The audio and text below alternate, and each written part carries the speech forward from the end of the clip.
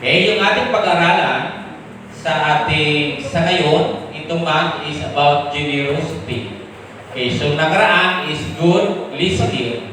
Okay? So, ang bawat isa ay dapat tayo ay maging bukas palad. Ano po? So, mahalaga sa isang Kristiyano na naunawaan natin at naiintindihan yung salita ng Panginoon. So, once again, yung generosity ay yung ating pagiging bukas palad o yung ating mapagbigay. Tama po ano? So, ito yung tinuturo ng salita ng Panginoon sapagkat nais niya na ang bawat isa na tayo ay matuto sapagkat siya yung ating halimbawa sa ganitong mga salita na pagbubukas palad. And then, pamagatan natin yung ating pag-aralan ngayon, ang pagiging bukas palad at matulungin sa iba. Ano po? So, tayo ay dapat maging bukas tayo sa lahat at tayo ay makatulong sa ibang tao. Hindi lang sa atin. Amen, no? Hindi, kailangan po natin is to cultivate us to be generous upang linangin, manibilog sa atin kung paano tayo tumulong. Okay? Narito tayo sa lupa ay dito po sa ating binasa ngayon. Okay, sabi diyan sa binasa natin, sabihin mo pera. But po hindi mga kapatid, kilala niyo naman ako. Ano? So, hindi tayo ganon. Ang atin dito kung bakit ko ito isinishare sa inyo is para lahat tayo ay pagpalain ng Panginoon. Tama po? Sapagkat wealth and money ay nagagaling po yan sa ating Panginoon. Sino ba ang aayaw sa kayamanan? Sino ba ang aayaw sa pira? So, tama po ba? Okay? Kaya lang po, bayan po dito mga binabanggit sa talata na ating binasa na sa paghahanap natin ng kayamanan, sa paghahanap natin ng pira, ay may kaakibat itong responsibilidad. Tama po? So, klaro sa ating binasa, walang masama kung ikaw ay umaman. O walang masama kung ikaw ay mayroong pera. Pero huwag kang magmamataas. Alam niyo ba na pag nagkakaroon ng pera ng tao, kaakibat doon, pagmamayabang, pagmamalaki. Dahil siya ay mayroong pera. At iba doon, minsan nawawala na sa ating isipan na yung pera ay saan nagaling? Sa Panginoon. Minsan, hindi na tayo umaasa doon sa Panginoon sapagkat inaasa na natin yung buhay natin sa ating kayamanan sapagkat ang alam natin sa karamihan, ang buhay ay nasa kayamanan o pera. Doon tayo nagkakamali. Babaero, makakabibili ka na babae. Sa mga lalakero naman, tawa, makakabili ka na lalaki. So, ang pira nagagamit sa tama. Ang pira ay nagagamit sa masama. Very good. Di ba? So, sa ating lahat, ibinigay ng Panginoon bilang katiwala at tinitingnan tayo ngayon kung paano tayo nagiging mabuting katiwala. Di ba? Paano ba natin hinahawakan yung kayamanan? Sino ba yung mamahalin natin? Ang kayamanan o ang Diyos? Sino ba ang dapat natin pahalagahan? Ang Diyos o yung pera o yung kayamanan? Tingnan niyo po, mga kapatid, sa panahon natin ngayon kung sino po yung mas mahalaga. Di ba? Sino yung kadalasan inuuna ng tao? Minsan nagsasabi tayo, mahal natin yung Panginoon, pero ang totoo, hindi ho, kapatid. Minsan sinasabi natin, mahalaga ang ating Panginoon, pero sa totoo, hindi. Diba? Mas mahalaga sa atin na kumuha ng pira para pagdagdag sa ating kayamanan. Diba? Ulitin ko po, ang kayamanan at pira wala pong problema doon sapagkat yun po ay biyaya ng Diyos. Ulitin ko, sabi ko kanina, di sa tao po yun na may kaakibat po yun na responsibility. Okay? So, mayroon po tayong kinakaharap po nun. Nasa paghahawak po natin yun. Tama po? So, lahat tayo. So, dapat tayo ay, kung mayroon tayong kayamanan, mayroon tayong pera, ano yung mga dapat natin ginagawa? Bilang katiwala ng Panginoon. Nagiging makasarili ba tayo? Nagiging mataas ba tayo? Nagiging arrogant ba tayo? Minsan, pag nagkamay-mayor na, hindi na iwasan na pagkipantayan na tayo doon sa mayroon. Kung anong mayroon siya, gusto ko rin mayroon siya sa pagpantay na kami. Minsan, ayaw nyo nang makihalubilo doon sa medyo mababa sa'yo. Gusto nyo ngayon, umangat-angat na, kaya aapakan nyo na yun para ikaw ay makita. Tama? Tama lang, dapat mag-apak para tumas ka. Hindi ka naman magkakapaan. Kung wala ka naapakan, hindi ka aangat, di ba? So, kailangan mo magtapak. Di ba? Kasi aangat ka nga eh. So, kailangan mo ng tugtungan. Iapakan mo. Pero, hindi ganun eh. Di ba? Kasi minsan yung tao, gano'n na po eh. Pag umangat-angat ka, yung dati mong kasama, parang gusto ko maghanap na ng kalibel ko. Siguro hindi ko na dito nakita sapagkat kami na yung anak dito. Maghanap na ako sa iba para mayroon akong kapatid. Diba? Ang sakit na at hindi talaga yung maganda. Kaya sabi ko sa inyo, ang kaymanan na lagi po natin pagkakapit siya sa tama at mali. Pero alam niyo po ba kung sino yung malaking epekto dito? Yung may hawak po nito eh. Binigyan ka ng Panginoon at tinitingnan ka ng Diyos kung paano mo siya hawakan. Tama po? Pag gano'n na po lagi yung laman ng isip natin, yung puso natin, lagi na lang kayamanan, pera. Masasabi mo pa kayang mahal mo ngayon ng Panginoon? Diba? Sabi doon na ang pagmamahal sa salapit ay ugat na kasamaan. Yung pagmamahal. Pero pag hindi mo naman minahal yung salapit, walang problema doon.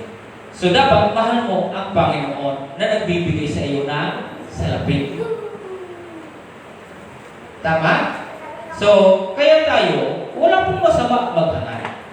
May mga tao ngayon dahil sa gustong-gustong yumaman, gustong magkaroon ng maraming pira, marami kung ano pa yung arihan, maraming pira napapahaman. Gumagawa ng paraan, kahit hindi tama, gagawa siya para siya ay yumaman. Kung pipili siya magsisinungaling siya para siya ay yumaman. Kung pwedeng manloko siya sapagkat para siya ay yumaman. Maraming paraan ang ginagawa ng tao dahil para umangat ang buhay. Pero mga kapatid, isang magandang bagay kung gusto mong umangat, isama mo yung Panginoon para maayos yung direksyon ng buhay natin. Mailagay natin sa tama, ano ba rin dapat kong ginagawa kung ako ay meron na. So ito ay magiging awan tayo sa paghahawak ng pira natin. Po? Sabi po dito sa aking babasahin sa ating panimula, wealth brings satisfaction because it is a blessing from God. But on the other hand, if we love wealth more than God, our faith will be paid from Him and we will fall into inner anguish. Tama po? Yan yung problema. Sa mga tuwing nagkakaroon ng problema yung pagbagsak, paglihis ng pananampalataya natin, at dumating pa sa punto na yung paghihirap ng ating kalooban. Di ba? So, hindi nagiging maganda yung sitwasyon. Tingnan niyo yung tao ngayon, di ba? Ang pera maraming nagagawa. Sabi ko sa inyo kanina, marami pong kaagaw ang Panginoon pag dumating na po yung pera. Pwede kang makagawa ng pamaraan kung saan gusto mong pumunta. Alam niyo yung pera na dapat nakukuha ho natin, halimbawa, tingko na, alam niyo dapat yung ginagawa talaga sa totoo lang ng tao, pumunta sa simbahan at magpasalamat sa pera na kanyang nakuha. Di ba? Pero tingnan niyo po kung anong nagagawa ng pera. Pwede ka kung ano yung pwede mong gawin sa araw ng linggo. Pwede ka pumunta ng SM, pwede ka pumunta ng Robinson, pwede ka pumunta kung saan. Pero hindi mo man lamang maisip na pumunta doon sa simbahan para ipagpasalamat yun. Ang tao ngayon, madalas ang ginagawa kung saan pupunta kaysa unahin ng Panginoon. Sapagkat para ipamalas nila na ipakita nila na sila ay meron na at pagkain pipicturan. Para sabihin ay ganito na sila kayaman, ganito na sila kalaki, ganito na. Hindi nyo naman yan masusugat yun. Kahit sabihin natin, kunin nyo pa yung lahat ng kayamanan sa mundo ito, wala pa rin po yun. Tama po? Sabi dito mga kapatid, Ang kayamanan ay nagdudulot ng kasiyahan dahil sa ito ay biyaya mula sa Diyos. Ako agree. 100% agree. Di ba? And then sabi niya, ngunit sa kabilang banda, kung mas mahal natin ang kayamanan kaysa Diyos, ang ating pananampalataya ay malilihis sa Kanya at tayo ay masasalak sa paghihirap ng kalooban. Maraming tao na po ang naghirap ng kalooban dahil sa paghahanap ng kayamanan. So, para lalo mas mapaganda, basahin natin sa chapter 6, 7 to 10. Ano ang sabi po sa 7? Wala tayong dalang anuman sa sanlibutan at wala rin tayong madadala pag-alis dito. Tama po? May nakita ba kayo na namatay na dala niya yung kanyang karatingan? May nakita ba kayo na pagkamatay niya, dala-dala niya yung maraming maraming bahay, maraming... Darating ang araw kung ilang square meter lang po yung ibingan ng tao. Mayaman ka man o mahirap, ganun din po yung kalaki. Kung inuuod yung mahirap, uuudin ka rin na parehas din ang uod ng sisira sa mahirap at sa mayaman. Tama po? Kung ikaw ay isasakay sa sasakyan, isasakay din yung mahirap at isasakay din yung mayaman. Kung saan ka nagmula, babalik ka rin doon, nawala ka rin dala. Clear po yun? Pero ulitin ko, magtrabaho kayo. Okay? Ang atin lang dito, gusto lang natin dito, mabigyan ng pagkakataon yung sarili natin kung paano natin mababalance yung buhay natin. Kasi baka mamaya, napupokus na lang tayo dito sa mundo, hindi natin naisip na mayroon tayong Panginoon na ikaw ay pupunta doon. Pagdating na ang araw. And then ang sabi niya, kaya dapat na tayo masiyahan kung tayo ay may kinakain at dinarami. Kung may kinakain, masaya na ba kayo? Walang nagdarabo? O walang sabi, ito lang, bakit kulang? Ha? Dapat niyo ipapasalamat. Kung ikaw ang mayroon ng damit, pasalamat ka sapagkat yung iba, wala damit. Yung iba, walang pagkain. Magpasalamat ka sapagkat mayroong pagkain. Tama po? Kung kumpara po ninyo sa bawat pagkain, tingnan niyo po yung iba na walang pagkain, mas lamang ka pa rin kayo magpasalamat ka sa Panginoon. Kung yung nga na wala at wala maisuot ay nagpapasalamat sa Panginoon, paano ka pa? Dapat ikaw ay magpasalamat. Tama po? Minsan kasi tayo, parang dami tayong minsan eh. Wala ko ganito kasi ganito. Kapatid, bago mo yung gawin, mag-isip ka muna ng marami. Tingin ka sa paligid. Baka yung iniiyak natin, mayroon doon talaga mas mababa pa sa iyo. Tama po? So, sabi dito, ang mga nagnanasang imaman sa anumang paraan ay nahuhulog sa tukso, sa bitag ng masasama, hangarin, magtutulak sa kanila sa kapahamakan.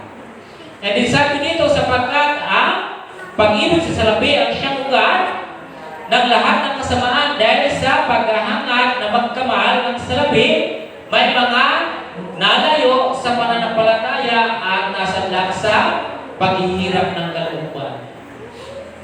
Sa kahanap, katatakbo, para lang mapadali ang kanyang pagyaman, wala na siyang pakialam sa Panginoon.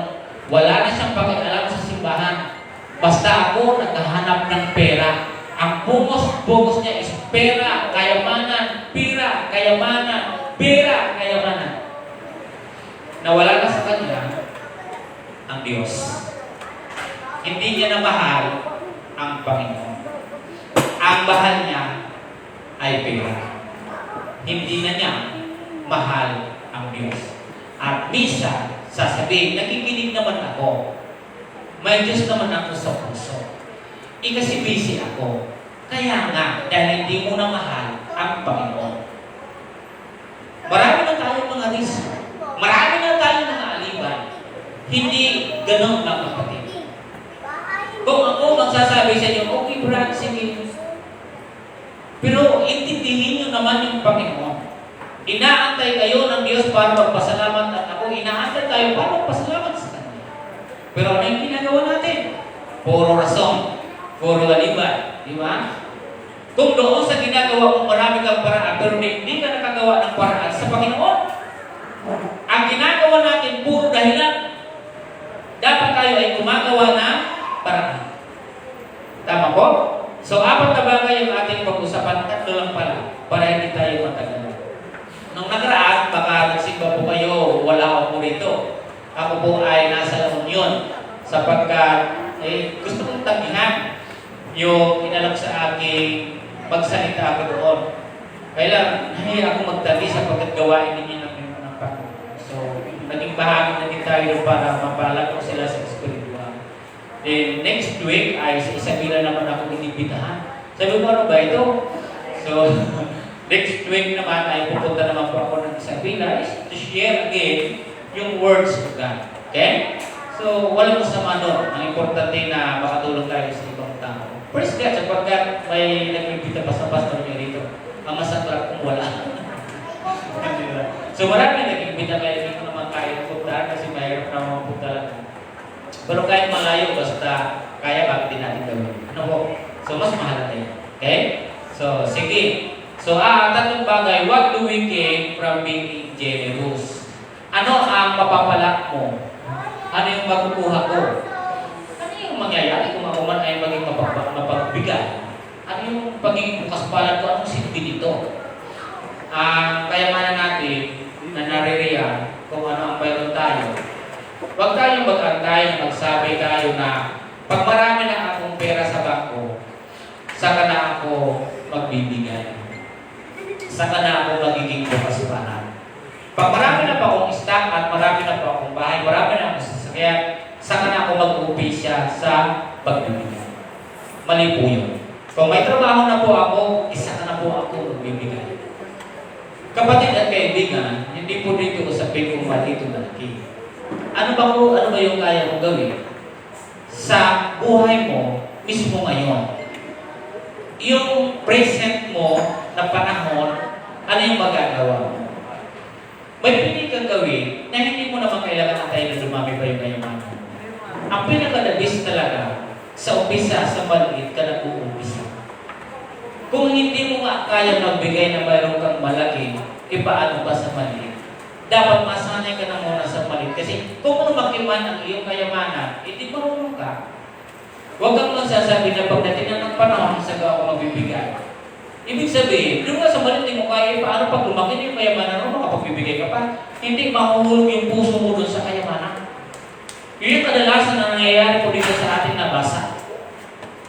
Nalumpok yung kanilang kalooban sa kahirapan dahil sa ganun sa kaasam ng pera. Kasi pagdating ng araw, ang mamalasakitan mo noon ay hindi ko na ito babawasan. Kasi sa lahat, tulad nito, bibili ako ng bike, mag-ipon ako, bili ako ng bike. After ng bike, bibili ako ng motor. So, ibig sabihin, walang kawal, wala na, di ba? Pakabili ko ng motor, bibili ako ng kotse. Pakabili ko ng kotse, bibili ako ng truck. Pakabili ko ng truck, bibili ako ng tin-wheeler o mas mataas pa na wheeler. At pakabili ko ng tin-wheeler, bibili ako ng helicopter. At pakabili ko ng helicopter, bibili ako ng aeroplano. At bibili ako ng tapos ng barko. At makatapos ng para hindi ito mawala, bibili ako ng jet fighter para may lalaban. Hindi mo na alam kung ano yung gagawin mo sa sunod-sunod na yan. Makapagbibigay ka pa na yan. Magmamalasakit ka na doon sa kayamanan. Di ba? Bibili ko ng bahay, bibilihin ko yung Pilipinas, bibilihin ko yung Amerika, bibilihin ko yung lahat. Ganun po kakapangyarihan yung kayamanan. O ano yung mapapalat ngayon dito? Kung ako ay magiging mapagbigay. Ha? So sabi dito, 3 bagay, when you are generous, you will experience the abundance and joy that comes from God. Yan yung bunga po kung ikaw ay magbibigay. Pero pag hindi, mga kapatid, hindi. Yung kasaganaan at kasiyahan, hindi mo yung mararanasan. Tama po ba? Sagana ka sa tingin mo. Pero sa totoo, hindi. Sapagkat ikaw ay mahirap sa Panginoon sa kanyang pagtingin. Wala kang kasiyahan. Sapagkat ang kasaganaan na nagagaling sa Panginoon ay mayroong kasiyahan. Masaya ka pag ikaw ay nagbibigay. Tama po? Sabi mo rito sa una natin, Sabi niya, kapag ikaw ay bukas palad, mararanasan mo ang kasaganaan at kagalakan na nagmumula sa Diyos. Ano po yung talata? 17. Sabihin mo sa mayayaman na huwag mataas. Huwag silang umasa sa kaymanang di nanatili, kundi sa Diyos na masaganang nagkakaloob ng lahat ng bagay sa ating ikasisiya. Marami po ngayon may pera, pero hindi masaya. Tama po? Ang nangyayari pa nga sa kanila, natatakot kung mawala yun. Walang kapayapaan. Baka mawala yung kanilang pera. Hindi nila alam kung ano yung kanilang ginagawa. Ang kasaganaan na ibinibigay ng Panginoon, may kasama po siyang kasiyahan. Mayroon po siyang kapayapaan. Di ba? So sabi dito ng kay Timothy, turuan. Di ba? Ang mayaman ay huwag magmamayabang. Di ba? Huwag magmamataas. Huwag tayong maging arrogante. Tama po? Dapat gamitin natin sa maayos ang ating kayamanan. Dapat ikaw ay marunong magbigay, maging bukas sa bawat mga nangangailangan. Hindi yung minsan na nagalulungkot na kahit 5 piso at 10 kung kaya mo naman, minsan sasabihin mo, kaawa-awa naman niya. Palagay ninyo, may nagawa ang awa ninyo? Na wala naman kayong inabot, kung kahit mayroon naman kayo dyan 50 o 20 o 5 piso na pili mo ibigay, palagay niyo may nagawa yung awa? Wala nagawa yung awa natin. Di ba? Marami kayong mayroon, pero mahilig sila magsabing kawawa. Pero ni 5 piso, ni 10 piso, ni 50, hindi mabigyan yung kinaawaan. So ngayon, ano nangyari sa awa mo ngayon? Alam niyo mga kapatid at kaibigan, dito sa simbahan, nung mapanood po namin yung first time namin dito, yung sumabog po yung Bulkang Taal. Yung Bulkang Taal po mga kapatid, napanood po namin sa TV, napanood po namin kung paano po nahulog yung mga abo. Tagaytay hanggang dito, umabot sa atin, di po ba? Naalala niyo po yun? Oh. Umabot po yun dito. Alam niyo po ba kung ano yung pangangailangan nila doon? At makita niyo po kung gaano kalawak po yung sira o pinsala. At ang sabi ng mga tao, kawawa naman yung mga Tagaytay, kawawa naman yung mga taga-Cavite. Ano yung magagawa ng awa natin kung nagsasabi tayo noon, kung mayroon naman tayo kakayanan, hindi naman natin ginawa. Alam niyo po ba kung ano yung ginawa ng simbahan? Naisip naman ni Sister Vita, walang mangyayari itong awa natin. Manunood tayo, at titingnan, kawawa naman to, kawawa naman to. Ang daming nanonood ng TV po, ang daming nanonood sa social media at nagsabi na awa. Wala pong magagawa yun. Hanggat hindi ka kikilos at hindi ka gagawa ng paraan, wala magagawa ang awa. Kailangan mong gumawa para mapatunayan na awa ka. Alam niyo po yung ginawa namin? Sabi sa Tepito, mag-ano nga tayo kung ano yung kaya natin pilihin dito. Hindi ko alam kung may nagbigay pa po dito kasi nag-desisyon kami, sabi namin, wala tayong kakayanan para pumunta doon. Saan natin ito papadaanin? Nag-isip ako siguro, ibibigay natin sa ABCB, hindi sila lang magdala doon. Ang pangyayari ngayon, yung school ni Naomi, si pastor po doon, nakilala ko naman din, ay nag-ano po sila na magbibigay. Yan si Naomi, sabi niya, pinapadala sila ng tubig. At yun po, ang naging paraan at tinumbasan po namin yun doon. At salamat sa mga nagbigay po ng kung naalala po ninyo. Pumunta po kami ng Super 8. Pagpunta namin ng Super 8, nagtaga sila, ang daming tubig. Ang daming tubig na binili po namin doon. Kasi gusto namin na maiparamdam kung ano ba yung aming sinasabing awa, dapat may paramdam talaga natin yun, na magkakatulog tayo. Alam niyo, bumili kami ng tubig doon. Napakarami, puno po yung owner. Nakadalawang balik po ata kami yan. Ang dami, yung pagdala namin doon sa school, tayo lang, isimba natin yung napakaraming tubig doon. Sa loob na yun, na school, doon sa ninanayuhin. Okay? So, yun yung isang bagay. Di ba? Ano ba yung halaga ng yaman mo? Hindi ka naman marunong tumulong. Di ba? Ano bang halaga ng sinasabi mong pera, may tinataguan ka kasi darating araw na ganito? Hindi nyo lang alam.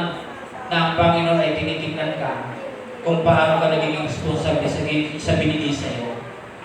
Di ba? Tinitingnan ka ngayon ng Panginoon kung paano ka kikilos sa binigay niya sa iyo. Minsan, ang tao ay gano'n. Mas maganda pa magbayabang tayo sa kayamanan na mayroon tayo, imbis na makita yung isang tao na dapat yung nangangailangan. Ngayon mayroon akong nakita sa social media, di ko alam kung nakita niyo yung sa Ibornal. Pambihira, pinatikos ng sobra. Sa Makati. Kung mayroon ba nangyari, huwag yun ang sausawan. Kung nagkaliman yun din yung tao na sa Ibornal, kung nabigyan mo siya ng pabor, pasalamat na lang tayo. Hindi yung kung ano po yung trabaho namin na ganito, buti pa, pas na tayo sa Ibornal na para paglabas natin, mayroon tayo, magkano? 80. Grabe talaga ang tawa, no? Nakakaikitira. Sobra. Hayaan nyo na kung nabigyan nyo, bayaan nyo na sila. Di po ba? Huwag yung sobra naman yung ating sasawsawan pa na inipinig gano'n. Kung nakita mo nila yun, hindi kailangan yun, ibigay. Kung napaboran siya ng gobyerno, wala tayong magawa, at least napaboran, para mabago yung kanyang buhay. Balang araw, baka ikaw na yung susunod. Yung pinakamaganda. Diba? Dapat ipagpasalamat mo dahil natulungan. Kung ikaw man ay gano'n, may trabaho ka, nahihirapan kang mabutin nyo, pasalamat ka, may trabaho ka. Tama? Diba? Ganun minsan kasi yung mga matatakot sa salapi. Ganun yung matatakot sa salapi, parang gusto niya sila lang. Sabi dyan, letter A, do not allow yourself to be arrogant in times of prosperity. Diba? Sabi dyan, so, huwag hayaan ang iyong sarili na maging mayabang sa panahon ng kasaganaan. Diba? So, ang gawin mo na lang, palitan mo ng kayabangan mo ng kababaan, matuto kang maawa at magbigay sa mga tao. Kung kaya, bakit mo di mo gawin? Diba? Doon, minsan may naghihingi. Minsan, na-over pa tayo sa kadadaldal eh. Sabi ito, ang lakas ng parang ito, hindi na ito ang trabaho. Kung ano na yung mga kung ano-ano na yung mga pinalabas natin sa bibig sa mga tao na wala ka pa naman binibigay. Diba? Kung ano-ano na yung pinagsasalita mo. Minsan ang iba, nagbigay, pero may kapalit mo ng mga salita kung ano-ano. Huwag ka na lang magbigay. Diba? Magbigay ka. Sabi dito, maging bukas palad. Okay? Minsan may mga tao na nauna yung sobrang mga sinasabon. Sasabunin ka na mo. Diba? Sasabunin ka muna, saan ka tutak na sabon? Pagkasabon, saka ka bibigyan. O di kaya, sinabon ka na ng sinabon, pero wala naman. Binigay ka pa dyan eh. Ano?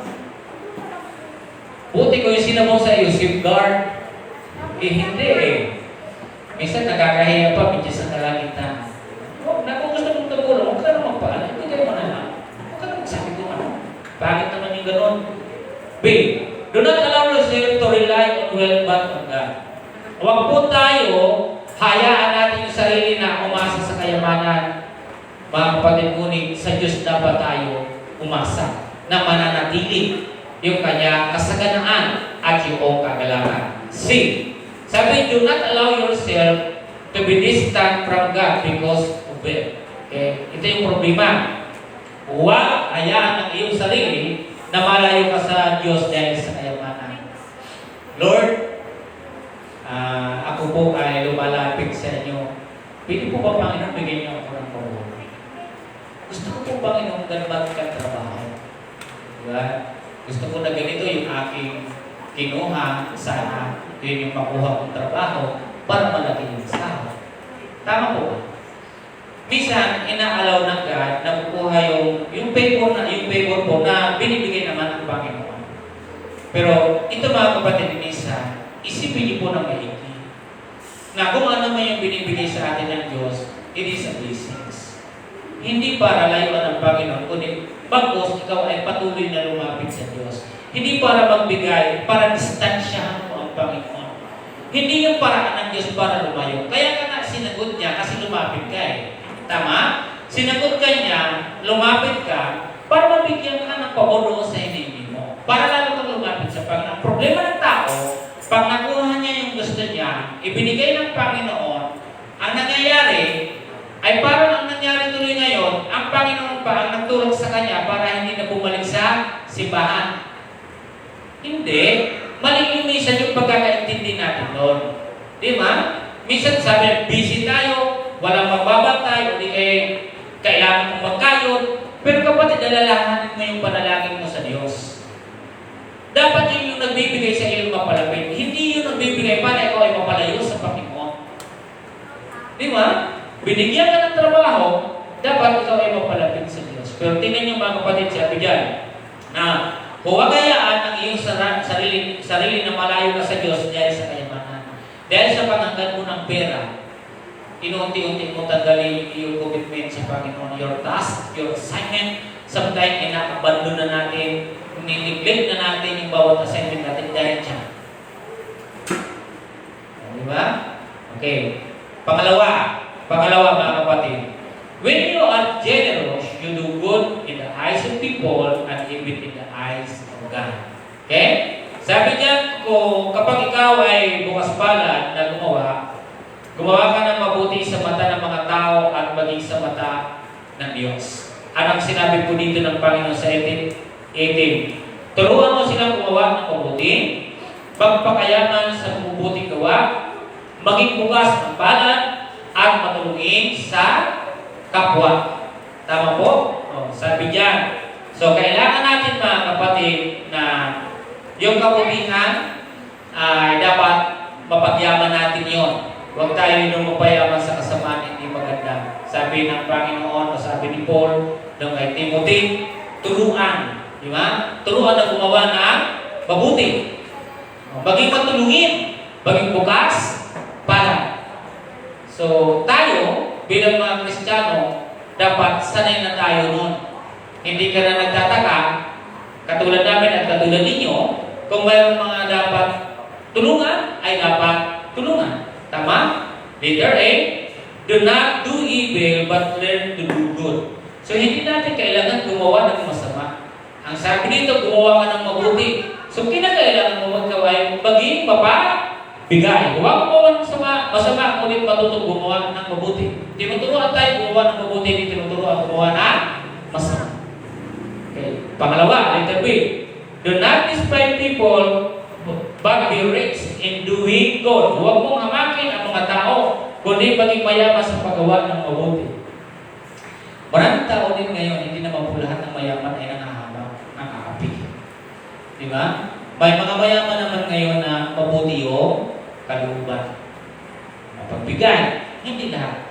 Pero pag masakto ka talaga lang doon sa mga mayaman na talagang nang-aapi, sobrang napakahirap.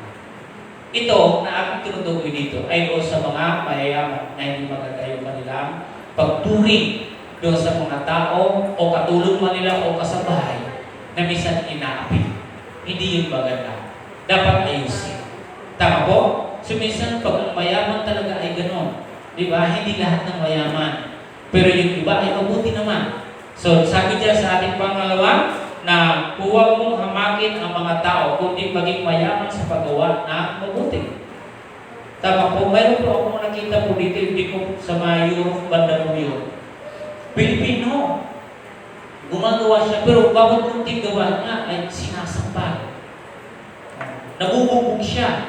Hindi lang po ito parte doon, kundi sa halos karamihan ng bansa, may makikita kayong balita na paano minaapi yung mga OFW na dumarating isang kapalit yung buhay. Minsan umuwi dito, ay ano na nangyayari?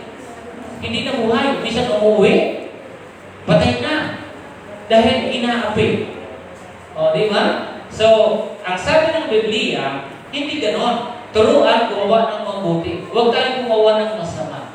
Ano po? Huwag tayong mahamak ng tao. Lagi yung tatanda. Kung ikaw man ay umangat na ngayon, nanggaling ka naman din doon sa dating wala ka. Tama po? Lahat naman tayo nanggaling doon sa wala tayo. Hindi mo na kailangan manghamak. Hindi mo naman kailangan mag-apik. Okay? Mga tao minsan mayayabang dahil mayaman na. Nagkaroon lang ng motor, minsan pagkita mo sibahin yung kanyang kasama. Ayaw dyan, lalo dyan sa mga road rage po, makikita po ninyo yung talagang walang pigil sa sarili. Bakit yun? Kaya yabang eh. Ano? So wag ganon.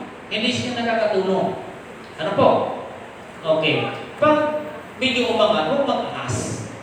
Kasi hindi po tinuturuan ng Biblia na kapag ikaw ay umangat, ay umangas ka. Hindi. Dapat ikaw, patuloy ka pa rin magpakababa. Pangatlo, do not judge slow at the needy, but help them. Okay, sabi niya, huwag lamang tumingin sa nangangailangan, ngunit tulungan sila. Ito yung binanggit ko sa inyo kanina. Ano ang nagawa ng awa mo? Di ba? Kung hindi mo naman sila tinulungan. Anong nagawa mo? Ano ang nagawa pag may nakita isang matanda na nangihina, na nagdaba, at hindi mo naman siya tinulungan makatayo? Anong halaga mo? Kung kayo ay sumasakal, nakita niyo yung matanda, kawawa naman siguro nakatayo. Sino inaantay natin? Yung katabi natin para tumayo, para makaupo, yung lula? O ikaw mismo yung tatayo? May inaantay ka bang may magtayo? May mauna sa'yo? O ikaw na mismo yung tatayo? Di ba? Binabanggit ko sa inyo ito kasi ako mahilig na gano'n. Kahit doon pa ako sa dito bababa, pag may nakita akong matanda, papapuin ko siya. Sa pagkatalang kong mahina siya. Anong magagawa na sabi mo si Lula? Tatayo ito ng ganito, wala ka namang ginagawa. Huwag mo nang antayin yung katabi mo na tumayo, ikaw na yung tumayo. Di ba? Lahat tayo. Ang tinuturo sa atin ng Panginoon ay maging bukas palad ng mapagbigay. Sa ano lang pamaraan, hindi lang po pera. Sa ano bang mga bagay na pili natin ibigay sa ating kapwa na pili natin gawin? Kung kaya naman natin, bakit natin gawin? Tama po? Okay. Pangatlo, at sa panghuli. Pangatlo, when you are generous, you will achieve real life. Kapag bukas palad ka, makakamit mo ang totoong buhay. Wala po yung totoong buhay po natin sa kayamanan. Ang tunay at totoong buhay, mga kapatid, makakamit lamang po natin ito sa ating Panginoon. Wala po sa kayamanan. Kaya huwag hanapin po ninyo sa kayamanan yung totoong buhay. Okay, sabi diyan, na kinakailangan natin, sabi dito, do not forget God because He is the one who gives you satisfaction. Tama po? So, ang Panginoon, siya lamang ang nagbibigay para tayo ay magkaroon ng kasiyahan. Letter B, sabi niya na huwag po natin kaliligtaan, mga kapatid, na tayo ay bawat iniimpok natin, bawat binibigay po natin for doon sa darating na panahon, ay atin po yung makukuha. Diba? Sabi po dito, sa ating pinasa, sabi niya, sa ganitong paraan, kayo ay makakapag-impok para sa hinaharap at magkakamit ng tunay na buhay. Sa ginagawa po natin sa pagiging bukas palad sa kapwa, maging sa loob ng simbahan, ibinibigay natin yung nararapat para sa Panginoon, ay darating ang araw, ako para sa akin, ang ibang sanayan ng ibang tao, saan sila nag-invest? Pag ikaw isang investor, as a Christian, I am a Christian, and also I am a pastor, so, sa akin, saan dapat ako mag-invest? Di ba? Kung kayo ay kaya nyo mag-invest sa ibang mga company, bakit di nyo magawa mag-invest dito sa simbahan? I am an investor in this church. Di ba? Minsan pinipili kasi natin lagi yun, pero sabi po ng Biblia, yung pag-iimpok at darating ang araw, ibibigay sa iyo ng Panginoon. E paano kung ikaw ay hindi nag-iimpok sa loob ng simbahan? Ang Kristiyano ay lahat tayo ay dapat mga investor dito sa loob ng simbahan. Me and you are investor here in our church. Pero minsan, gusto natin mag-invest doon sa labas sapagkat nakikita natin ang buhay natin ay nasa kayamanan. Pero ang totoo, dapat tayo ay nag-i-invest. Ikaw ay isang investor sa loob ng simbahan. Mas talaga yung investor. Ha? Mamumunan. Di ba kadalasan gusto natin mamumunan para mamalaki yung ating pera kumita siya? Hindi natin nilalagay sa bangko, bagos, nilalagay natin sa bangko para lang maingatan. Kasi kunti naman talaga yung interest sa loob ng bangko, di ba? Magkano lang naman yun. Kaya liit, annual, halimbawa may 1 million ka, magkano lang yun. Pero pag in-invest mo po siya sa iba, sa company, depende po sa ano, kung gusto nyo, yung pangalan nito, yung depende po sa bangko, mayroon din po pwede kayong malaki din ang tutubuhin ninyo doon. Time deposit, or magkaroon kayo ng pangalan nito, about marketing, may depende po doon sa loob ng bangko na pwede nyo mailaga. Pero kung savings, huwag nyo asahan na malaki. Kasi savings lang nyo. Pero kung gusto nyo, nagbibigay ko sa inyo ng alas na hindi yun naman kasi nagtanong na, yun yung alam din namin eh. So mayroon ka time deposit, medyo maganda-ganda yun, or kayo na about marketing doon sa depende doon sa ilalagay niyo. Ano? So, yun yung isang banda. Pero gusto ko po sa inyo na mabigyan din kayo ng linaw. Hindi lang tungkol tayo doon na tinitingnan natin lagi yung buhay natin tungkol doon sa kayamanan dito sa lupa. So, kinakailangan nyo, as an investor, dapat maging investor din po tayo na mumuhunan din tayo sa loob ng simbahan. Sapagkat yung pag-uumpisa po natin, pag-iimbak po natin, pag-iimpok natin doon, pagdating ng araw, magkukubra mo yun sa Panginoon. So, naniniwala ba kayo sa Biblia? Nabasahin niyo sa 19. Ano ang sinabi po dito? Sa ganitong paraan, sila ay makapag-iimpok para sa hinaharap. Paano ka ngayon mag-iimpok sa Panginoon kung hindi ka nag-iimbis doon sa loob ng simbahan? Yun yung paraan ng Panginoon para ikaw ay mag-iimpok at pagdating ng araw, mayroon kang makukuha. Tama po? Tulad ng po ng pag-iimbis ninyo kung kanino kayo nag-iimbis para kumita kayo, kayo din naman sa Panginoon. Amen? Okay. So, pangatlo, na binabanggit dito is, ang buhay ay wala sa kayamanan, kundi yun ay nasa Panginoon. Don't forget God because true life is not in wealth. Wala sa kayamanan but in the Lord. So clear po? So ang kayamanan, biyaya ng Panginoon at hindi mo kailangan asahan yon. Ang asahan mo kung saan ang gagaling yon, walang iba kundi sa ating Panginoon. Okay, sa ating pagtatapos, meron tayong 4 na bagay na babanggitin. Sabi niya, huwag tayong maging gahaman sa salapi upang maging mapagbigay tayo. Kapag ikaw ay makasarili, kapag ikaw ay gahaman, mahirap po magbukas ng palad. Maliwanag? Kung ikaw ay hindi gahaman, madali lang yun. Kasi hindi ka gahaman. Okay? Sabi diyan, pangalawa, huwag natin isipin na ang buhay ay nasa salapi, kundi nasa Diyos upang tayo ay makapagbigay. Let us not think that life is in money, but in God so that we can give. Okay? Kung alam natin yun, ay magagawa natin na magbigay. Pangatlo, let us not assume that the blessings you receive from God are only for you. But, anong sabi? Isa na. Let us not assume that the blessings you receive from God are only for you, but that it is God's way for you to learn to give. Di ba? Minsan, itong ginagawa ng Panginoon sa atin, sabi niya, pagpapalain ko sa Brother Ryan, bibis ko siya. Huwag mong isipin, huwag mong ipalagay na yan ay para sa lamang. Hindi minsan natin alam yun. Pero dapat magkaroon tayo ng discerning spirit to know those blessings na binibigay sa atin ng Panginoon. Binibigay yan at tinitingnan ngayon ng Panginoon, tinuturuan ka niya kung paano ka magbibigay. Tama po? Kaya sabi niya, let us not assume that the blessings you receive from God are only for you, but that is God's way for you to learn to give. Tinuturuan ka kung bakit ka pinagpapala ng Diyos. Tama? Pang-apat, let us not value wealth more than God so that we can give. Laging tatandaan, nanaway, huwag maging higit ang kayamanan sa Diyos. Tama po? Dapat, ang Diyos dapat ang nangingibabaw dyan. Amen po? Huwag natin pahalagahan ang kayamanan ng higit sa Diyos para tayo ay makapagbigay. Hanggat higit po yung tingin mo doon, mahirap po magpakawala ng pera.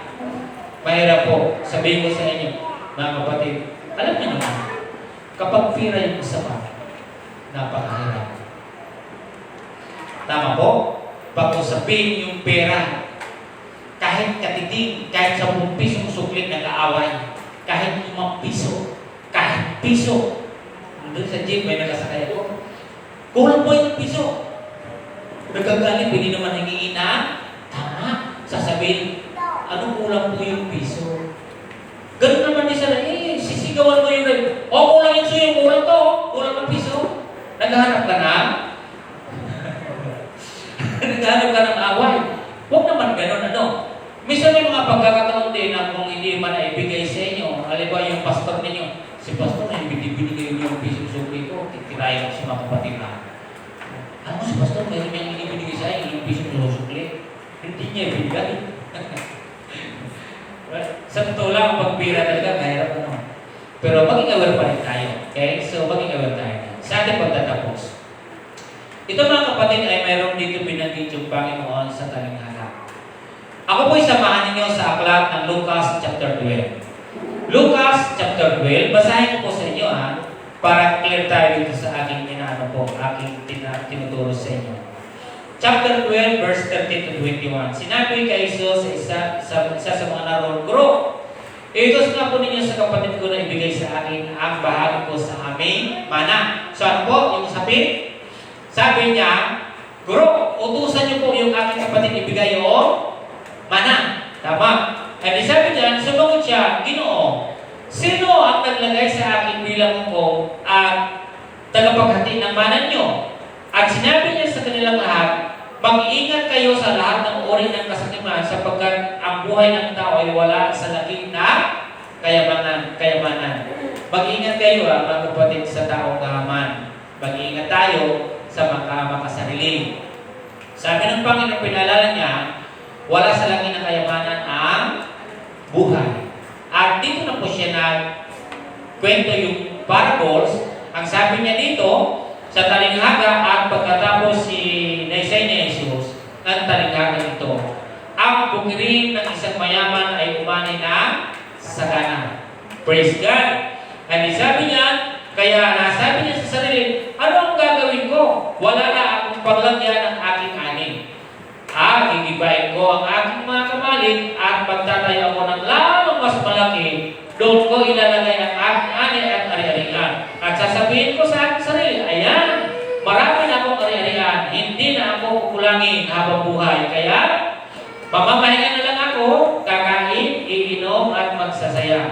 Ngunit sinabi sa kanya ng Diyos, Hangal, sa gabing ito ay babawiin ko ang buhay. Babawiin ka ng buhay. Kanino mapupunta ang bagay na inihanda mo? Ganyan ang sasapitin na nagtitipon ng kayamanan para sa sarili mo, nindog ka naman sa paningin ng Diyos. Tingnan niyo mga kapatid yung pera. Tingnan yung buhay ng tao kung gaano po siya kadali. Nagsabi pa lang siya dito na mag-iimbak siya, mapapatayo ng kamalig ng ganito. Ganun po yung taong gaman. Ganun po yung taong mahal ng salapi. Nang tingin niya, ano na yung saya, ano na yung lahat. Pero tingnan niyo po kadali lang ang buhay. Ano yung gagawin mo sa pera mo? Wala ka man lamang na ibigay sa Panginoon. Di ba? Nawala bigla yung pera mo, nawala naman lang na ibigay sa Diyos. Kung kayo man ngayon ay nagbibigay sa Diyos, hindi po siya nawala, nag-impo kayo sa Panginoon. Di ba? Kung inimpok niyo sana yung pera na yun, hindi sana yun nawala. Ito ay paalala sa ating lahat. Tama po? Sabi ng Panginoon, lahat na yan ang sinasabi mo, mamayang gabi kukunin ko na yung buhay mo. O sa ano? Sino kukuha ng kayamanan mo? May garantisado ka ba na ang anak mo ay magiging maganda yung pamamalakad? Wala po. Kahit sinong tao, wala po. Ang iba nagsabi, pinaghandaan mo kasi yung aking mga anak na ganito na pagdating ng araw, di sila maghirap. Alam mo yung buhay nila? Alam mo yung gagawin ng Panginoon sa buhay nila? Hindi. Tama po? So tayong lahat mga kapatid, kung tayo ay mayroong mga bagay na binigay, pinagkatiwala sa atin ng Panginoon, huwag niyo pong kalilimutan ang Diyos. Tama po? Sa bawat ani, sagana, kumuha po siya. Pero ano ang kanyang isip? Gagawa ako ng kamali? Iista ko doon? Magsasaya ako? Iinom ako? Ano pa yung sinabi ko doon? Ganun na yung gagawin niya. Puro sa kanya, sarili. Pero tingnan niyo mga kapatid, dahil sa wala kang ginagawa doon sa binigay ko sa iyo, di ba sabi ko kanina, mayroon pong kaakibat na responsibilidad yung binibigay sa atin ng ating Panginoon. Pag hindi po natin iginawa, kukunin nyo ng Panginoon sa ating mga kapamaranan. Marami pwede po siyang gawin para yun ay mawala sa iyo at para na-realize mo na may Diyos ka dapat na babalikan. May Diyos ka dapat na tinatawagan. Sapagkat ang kayamanan na mayroon ka ngayon, buhat yan sa Panginoon. Tama? Tingnan niyo, pag nawala, ano? Di ba? Pag nawala yung pera mo, nawala yung kayamanan mo, wala na. Bus na. Ang buhay, mga kapatid, ay wala sa kayamanan. Hanapin mo ang Diyos sa may pagkakataon. Okay? So, paalala lang sa ating lahat. May mga bagay at pagkakataon na minsan pinapahalagahan natin yung mga bagay na yan. Hindi natin naisip na mayroon tayong Diyos, na mayroon siyang gustong gawin sa iyo, o mayroon kang gawin sa Kanya, pero hindi mong ginawa. Kaya ang mangyayari, mawawalan ka lang siyang bigla sa iyo. Tama po? Ang maganda, kung nawala man yun, na ibigay mo sa Panginoon. Tama? Itong mayaman na itong sayang, ang dami pa rin wala sa ministry na nagamit, kundi para lang sa Kanya. So, huwag tayo maging kahaman. Bilang mga Kristiyano, share your business. Tama? Ready to share. So, dapat handa kang magbigay lalo na pag sa Panginoon. Let us pray. Lord, maraming pong salamat sa iyong biyaya. Salamat sa pag-aral po namin about generosity, Panginoon. O pag-aming pagbubukas ng aming mga kamay, pagbibigyan, sapagkat parang niyo ito, upang kami lahat ay pagparami. Sinusukat niyo dito, Diyos, kung gaano namin kayo kamahal. Ngunit itong pira na ito, Diyos, huwag sana maagaw yung attention namin dito upang siya yung aming mahalin, Panginoon. Dapat ikaw, na kung saan ikaw yung gumagawa, Panginoon. Tulungan niyo, Diyos, kami na maging mabuting katiwala, gamitin namin ang natin ito sa Panginoon. Pinupuri ka namin sa kaya para na Isos at lahat ang magsabi na Amen and Amen. Maraming